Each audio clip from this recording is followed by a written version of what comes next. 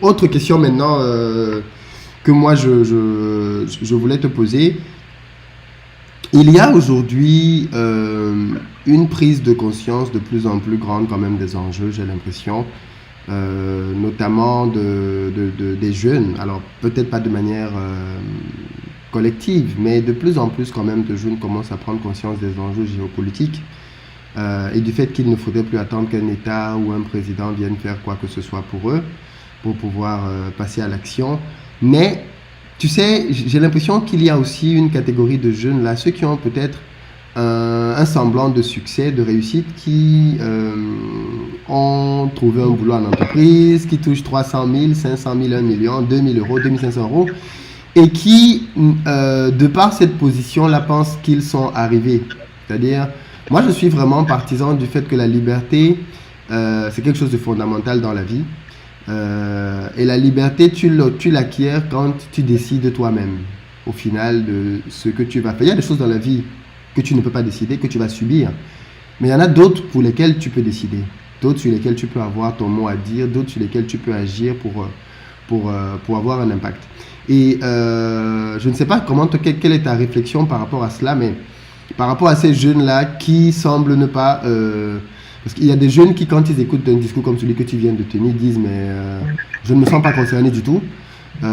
Et pourtant, parfois, il y a le paradoxe de ce que ce sont quand même les mêmes qui, de temps en temps, se plaignent de ouais, mais l'Afrique est pauvre, ouais, mais l'Afrique est ceci, comme s'ils attendaient que ce soit quelqu'un d'autre qui se lève pour agir, quoi. Alors, ce que tu es en train de dire, c'est un constat qui n'est pas seulement en Occident. Même en Afrique, on retrouve ça au quotidien.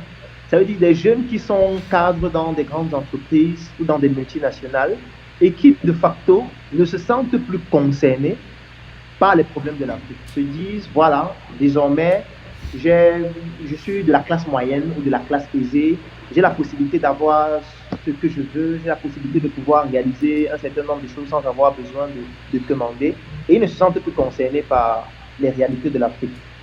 Mais moi, je vais leur expliquer comment ça va les concerner. Et je vais prendre un seul aspect, l'aspect médical. Ça veut dire quoi? Il y a de cela quelques jours, un représentant de l'Ordre national des médecins du Cameroun est passé dans un média de la place au Cameroun et il a donné une statistique qui a effrayé les gens. Ça veut dire qu'il expliquait que dans la ville de Douala, qui est certainement la ville la plus peuplée du Cameroun, il existe 14 lits qui peuvent prendre en charge les patients qui ont des problèmes graves liés au coronavirus 2019. Donc, dans toute la ville de Douala, lorsqu'on compte le nombre de lits dans les structures hospitalières ayant tout le plateau technique nécessaire pour prendre en charge les patients qui ont des complications liées au coronavirus, on nombre 14 lits. Alors, qu'est-ce que ça veut dire? Ça veut dire que celui qui se gargarise d'avoir un grand emploi, d'être aisé, de ne plus être concerné par les problèmes de l'Afrique, le jour où il aura un problème de santé, il risque d'être le 15e patient. Donc, il va arriver à l'hôpital, on va lui dire que les 14 lits sont déjà pleins, il n'y a plus de lits. Et même en Occident, maintenant, les évacuations sanitaires, on a stoppé, il n'y a pas d'évacuation sanitaire. Tu vas te soigner dans ton pays. Et je pense que c'est lorsqu'ils seront victimes de ce genre de difficultés structurelles qu'ils comprendront qu'en réalité, on a encore énormément de problèmes qui nous touchent directement ou indirectement. Parce que là, j'ai pris l'exemple où ça le touche directement. Ça pourrait être aussi son fils, ça pourrait être son épouse qui est enceinte, qui arrive à l'hôpital, elle a une déchirure, elle a par exemple un saignement, et puis on doit lui faire une transfusion sanguine et il n'y a pas de sang. Parce que les gens se disent toujours qu'ils ne sont pas concernés, ça ne les regarde pas, ils ont déjà leur niveau de vie aisé, et puis l'Afrique s'en bat les couilles. Mais ce qui va se passer, c'est que le jour où ils seront dans une difficulté, ou alors lorsque l'un de leurs proches sera dans une difficulté, ils comprendront qu'en réalité, ces problèmes dont ils ont fait le déni pendant longtemps, les rattrapent tôt ou tard. Tout à fait. Alors moi j'aime bien préciser, rebondir sur ce que le président Nana Akufo-Addo du Ghana avait dit. Je trouve ça, parce que je suis d'accord avec lui. Et ça c'est à l'adresse de tous les Noirs qui ont honte de l'Afrique. Parce que tu vois aussi, il y a aussi ce côté-là de... Ouais, l'Afrique a une mauvaise réputation. Donc ça fait pas. Il y a des Noirs qui, quand ils préfèrent qu'on le confonde dans la rue en disant qu'il est américain plutôt que de dire qu'il est africain. Parce qu'il se dit, ouais, mais non, américain, ça passe mieux, ça a plus de classe. Et ça se traduit dans beaucoup de choses, c'est-à-dire la volonté de ne pas se sentir concerné par ce qui se passe sur le continent. Et Hassan Nana Akufo-Addo avait dit ceci. Il avait dit que tant que vous êtes... tant que l'Afrique sera pauvre, peu importe là où vous êtes sur la planète, tant que vous êtes noir, vous serez méprisé. Donc en fait, c'est comme ça. On a tous intérêt à ce que ça change ici. Il ne faut pas croire que parce que tu es aux États-Unis, tu es loin de l'Afrique. Non, la pauvreté de l'Afrique ici, ça va te rattraper là-bas. Les clichés de l'Afrique ici vont te rattraper là-bas. Tout ce qu'on peut dire de mal sur l'Afrique et le noir en réalité va te rattraper où que tu sois sur la planète. Donc en fait, l'histoire de développer l'Afrique là, c'est pas juste pour ceux qui vivent sur le continent. C'est ceux qui sont associés au continent. Et j'avais trouvé ça très intelligemment présenté parce que je trouve ça totalement vrai, quoi. Quand les gens ne comprennent pas, oui, mais moi je suis né en France, j'ai grandi en France, mais on ne me prend pas comme un Français. Je suis né aux États-Unis, j'ai grandi aux États-Unis, mais on ne me prend pas comme un Américain. Parce qu'il y a dans l'imaginaire collectif un certain nombre de clichés qui sont arrogés aux Noirs et à l'Afrique, malheureusement.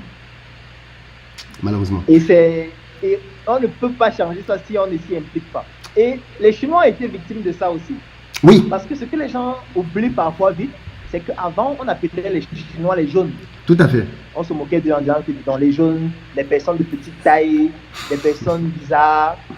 Mais ce sont les espèces qui sont en train de disparaître. Aujourd'hui, la Chine est en train d'aider l'Italie. Jusqu'à ce que certains pays d'Europe volent les masques qu'on a envoyés à l'Italie. Ça commence à changer, ça change progressivement.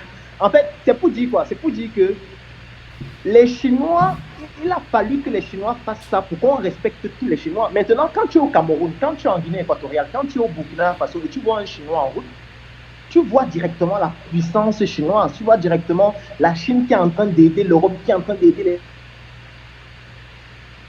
États-Unis, qui est en train d'imposer. En fait, tu vois toute cette image-là à travers le Chine. C'est la même chose que tu vois lorsque tu vois un Africain, tu vois tous les documentaires que les ONG font sur l'Afrique, sur la famine, sur le sida, sur la corruption.